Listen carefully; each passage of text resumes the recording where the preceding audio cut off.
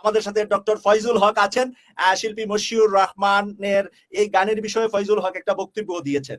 আবার ফয়জুল হকের বক্তব্যকে কাটসাট করে মশিউর রহমানের বিরুদ্ধেও দাঁড় করিয়েছে অনেক ইউটিউবাররা।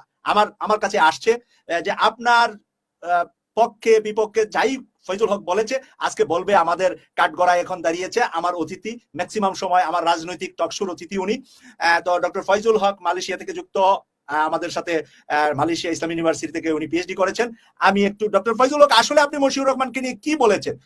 আসসালামু আলাইকুম। সুপ্রদর্শক, শিল্পী মশিউর রহমানের একটি সঙ্গীতকে কেন্দ্র করে নিয়ে দেশে ইসলামপন্থীদের ভিতরে একটি বিভেদ তৈরি হয়েছে, বিভাজন তৈরি হয়েছে। এ নিয়ে বিএনপি নেতা ডক্টর ফয়জুল হক টক শোতে সরাসরি মশিউর রহমানের সাথে কথা বলেছেন এবং তাকে উপদেশ দিয়েছেন। সুপ্রদর্শক, আমরা দেখে আসবো সে দৃশ্য। আমাদের সাথে ডক্টর ফয়জুল হক আছেন। শিল্পী মশিউর রহমানের এই গানের বিষয়ে ফয়জুল হক একটা বক্তব্য দিয়েছেন। আবার ফয়জুল হকের বক্তব্যকে কাটসাট করে মশিউর রহমানের বিরুদ্ধেও দাঁড় করিয়েছে অনেক ইউটিউবাররা।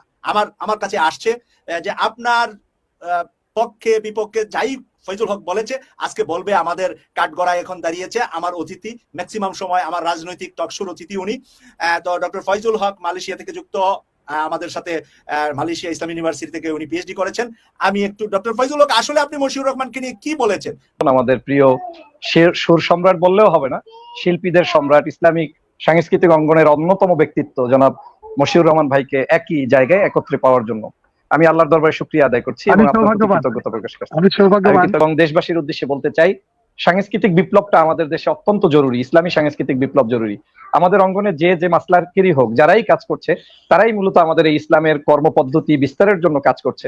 আপনারা জানেন যে ইসলামী বিপ্লব যদি কোনো দেশে সাধিত করতে হয়, সেটা পীর মাশায়েখ ওলিয়া আউলিয়া ইসলামী আন্দোলন কিংবা সংগ্রামের মধ্য দিয়ে যেখানেই হোক, সেখানে সাংস্কৃতিক একটি ধারা অন্যতম ভূমিকা পালন করে। আপনি জানেন যে আমাদের যুব সমাজকে যেভাবে বিভিন্ন জায়গায় ডাইভার্ট করে নিয়ে যাওয়া হচ্ছে অপসংস্কৃতির দিকে, সেই জায়গায় শিল্পী মশিউর ভাইদের মতো ব্যক্তিত্ববান ব্যক্তিদের হাতে হাজারো অজস্র মানুষ তৈরি হচ্ছে বাংলাদেশে, যেটা আমাদের জন্য অত্যন্ত প্রাপ্তির। আমাদের বাংলাদেশে একটি সমস্যা যেটা আছে সেটা হচ্ছে আমরা হয় আমাদের আন্ডারস্ট্যান্ডিং এর প্রবলেম হয়, কখনো কখনো আমাদের ভাষাগত কারণে, কখনো কখনো উপস্থাপন করার কারণে, কখনো কখনো, এবং এই কাজটি যে শিল্পী মশিউর ভাইকে কেন্দ্র করে হচ্ছে তা কিন্তু নয়। এই বাংলাদেশের সর্বজন শ্রদ্ধেয় যে কোনো ব্যক্তিদের ক্ষেত্রেই যে কোনো সময় দেখবেন হঠাৎ করে এক ধরনের ভুল বোঝাবুঝির সৃষ্টি হতে পারে। এর দুটি কারণ থাকতে পারে। আমি যেহেতু একজন নিরপেক্ষভাবে আমি যে ধর্মভিত্তিক ইসলামিক রাজনৈতিক সকল মানুষের আমি কল্যাণ কামনা করি এবং বাংলাদেশের সার্বভৌমত্ব টিকিয়ে রাখতে ইসলামী আন্দোলনের বিকাশকে আমি অবশ্যই হৃদয় অঙ্গনে সবসময় লালন করি, পালন করি এবং আমার বজ্রকণ্ঠ থেকে মৃত্যুর আগ পর্যন্ত তাদের পক্ষে অবস্থান নিতে চাই। সেই জায়গা থেকে আমি স্পষ্ট করে বলতে পারি যে আমাদের ক্ষেত্রে মশিউর ভাইরা এত বড়, এত বিশাল মাপের, ওনাদের সিনিয়রিটির জায়গা থেকে জুনিয়রদেরকে ওনারা যাদেরকে তৈরি করবে সেখান থেকে ওনাদের লিডারশিপটা যেভাবে পাওয়া উচিত সেটা আরো ভালো করে যারা বিকৃত করতে চায়, আমি মনে করি তাদেরকেও সংশোধন হওয়া উচিত। একজন কবির গান শুনেই সাথে সাথে মাঠে পড়ে ওইটার বিপক্ষে আবার লাইন সাজিয়ে সাজিয়ে বলতে হবে, এটাও আমি মনে করি এক ধরনের ছোট মানসিকতা। এই জায়গা থেকে আমাদের বের হয়ে আসতে হবে। সর্বোপরি আমি মনে করি ইসলামিক অঙ্গনে যারাই কাজ করছে তাদেরকে প্যাট্রোনাইজ করতে হবে। বাংলার সকল যুবক তরুণ, আবাল বৃদ্ধ বনিতা, কৃষক শ্রমিক জনতা, আমার দেশের সকল ছাত্র শিক্ষক, শুধু সবার কাছে অনুরোধ জানাই, যেই সময় বাংলাদেশে একটি অপসংস্কৃতি বিরাজ করছে, যখন মানুষ হানাহানি করছে, যখন এদেশে অপসংস্কৃতি বিরাজের জন্য টাকা পয়সা ইনভেস্ট করে ভিনদেশি দাবেদার দালালরা ইনভেস্ট করছে, তখন ইসলামী জগৎকে কণ্ঠরোধ করলে আপনার এই দেশে ইসলামী বিপ্লব হবে না। তার জায়গা থেকে আমি মনে করি মশিউর ভাই কোনো সাইমুমের শিল্পী নয়। মশিউর ভাই শুধুমাত্র শর্ষিনের শিল্পী নয়।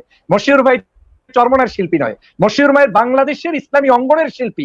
এইটা তাকে ধারণ করতে হবে, লালন করতে হবে এবং সমগ্র বাংলাদেশের শিল্পী গোষ্ঠীর কাছেও আমার অনুরোধ থাকবে, মশিউর ভাইদের মতো মানুষদেরকে আপনারা নিয়ে আপনাদের ট্রেনিং করাতে হবে, আপনাদের নিজস্ব বলয় তৈরি করতে হবে, শিল্পীদেরকে উজ্জীবিত করতে হবে এবং আপনাদের লালন করতে হবে। আর মশিউর ভাইদের মতো মানুষদের কাছে শ্রদ্ধা রেখে আমার যে অনুভূতি থাকবে, আমার যে আবেদন নিবেদন থাকবে, সেটা হচ্ছে বাংলাদেশের প্রেক্ষাপটে যখন কোনো কিছুর আমরা বিশ্লেষণ করব, যে যত বড় তার তত বড় ক্যামেরা ফিট করা থাকে, যে যত বড় মানুষ তার শব্দ চয়ন, তার ব্যক্তিত্ব, তাকে নিয়ে মানুষ কথা বলবেই। এই আমি কথা বলছি, এটা কেউ টুইস্ট করে আরেকজনে অনেক কিছুই বলতে পারবে। আমরা যেহেতু ঐক্যের পক্ষে, আপনার একটি গান আমি নিজেই শুনেছি, এই অলি আল্লাহর বাংলাদেশ, একটা গান না, অগণিত গান। আমি যখন বসে থাকি আপনার গানই হয়তো অনেকগুলোই বেশি প্লে করে আমাদের শোনা হয়, আর এটাই আমাদের জন্য ভাগ্যের ব্যাপার।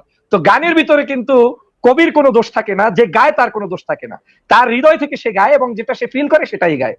আমি একটি বক্তব্য ইতিমধ্যে দিয়েছি, সেখানে স্পষ্ট করে বুঝাতে চেয়েছি যে আজকের এই বাংলাদেশটা গঠিত হয়েছে কয়েকটা নেসাবের মধ্য থেকে এই দেশের ইসলাম প্রচার হয়েছে, যেমন ইসলামী আন্দোলনের মধ্য দিয়ে প্রতিষ্ঠিত হয়েছে। সেই আন্দোলনে যারা অবদান রেখেছে, অধ্যাপক গোলাম আজম সাহেব ভাষা সৈনিক, তার অবদানের মধ্য থেকে আল্লামা দেলোয়ার হোসেন সাইদি সাহেব যারা ফাঁসির কাস্টে জীবন দিয়ে তারপরে জীবন শেষ করেছে, সেই সব আলেম ওলামার মধ্য থেকে। অন্যদিকে পীর আউলিয়ার বাংলাদেশ 360 পীর আউলিয়া বাংলাদেশের বিভিন্ন আনাচে কানাচে এসেছে। সারসিনার পীরের কথা বলেছি, চরমনার পীরের কথা বলেছি, তাবলিগের কথা বলেছি। এভাবে করে বাংলাদেশের উল্লেখযোগ্য অগণিত পীর আছে। আমরা এই পীরদেরকে হালাল মনে করি, এটা স্পষ্ট। কিন্তু আমরা ওই সকল ভণ্ডদেরকে হারাম মনে করি যারা এই সকল পীরদের সুন্নিয়তকে তাদের কান্দে লাগিয়ে তারপরে তারা মনে করে তারা আহলে সুন্নাত ওয়াল জামাত। আসলে তারা তো আহলে সুন্নাত ওয়াল জামাত নয়। যারা মঞ্চে উঠে ড্যান্স করে, যারা মঞ্চে উঠে নৃত্য করে, যারা মঞ্চে উঠে ইসলামকে বিকৃত করে, তাদের সাথে সারসিনার সাথে, চরমনের সাথে, কিংবা তাবলিগের সাথে, কিংবা জামাত ইসলামের সাথে কোনোদিন কোনো সম্পর্ক নেই। বাংলাদেশের এই ইসলামিক মার্কাজগুলোকে আমাদেরকে ভূমিকা পালন করে রাখতে হবে।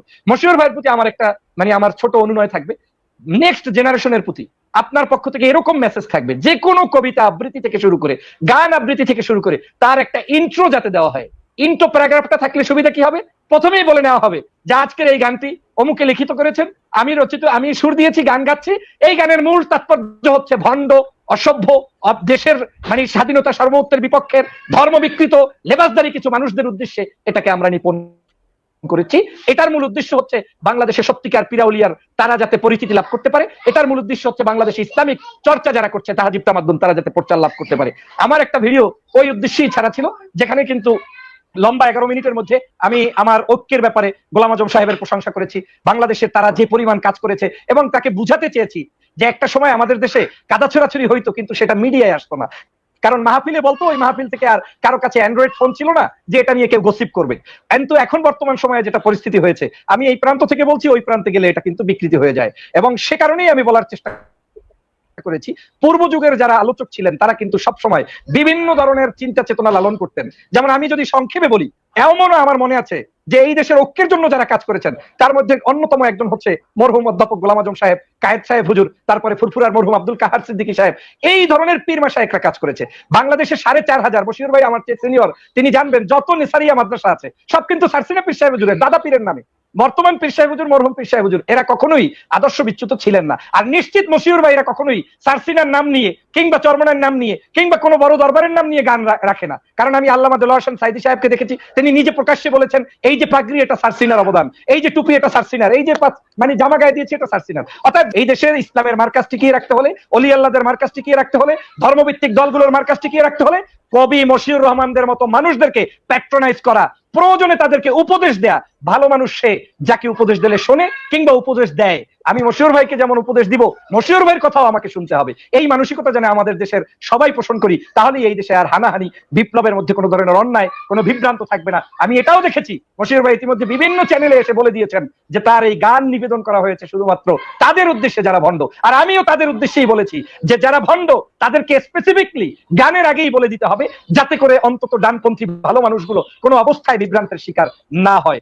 মিলে মিশে ঐক্যবদ্ধভাবে আমরা বাংলাদেশকে একটি ইসলামিক সোসাইটির বাংলাদেশ গড়ব, সেই প্রত্যাশা ব্যক্ত করছি। মাসুক ভাই, আপনার প্রতি আবারও কৃতজ্ঞতা। আর আমি অযোগ্য অধমকে মশিউর ভাইয়ের মতো মানুষের সাথে এক স্ক্রিনে এনেছেন, এজন্য আমি চিরকৃতজ্ঞ। মাসুক ভাই, আপনার সুপ্রদর্শক, বিষয়টি আপনারা কিভাবে দেখছেন অবশ্যই আপনাদের মূল্যবান মন্তব্য কমেন্ট জানাবেন। সবসময় সত্য নির্ভেজাল তথ্য পেতে আমাদের চ্যানেলটি সাবস্ক্রাইব করে আমাদের সাথে থাকুন। আসসালামু আলাইকুম ওয়া রাহমাতুল্লাহি ওয়া বারাকাতুহু।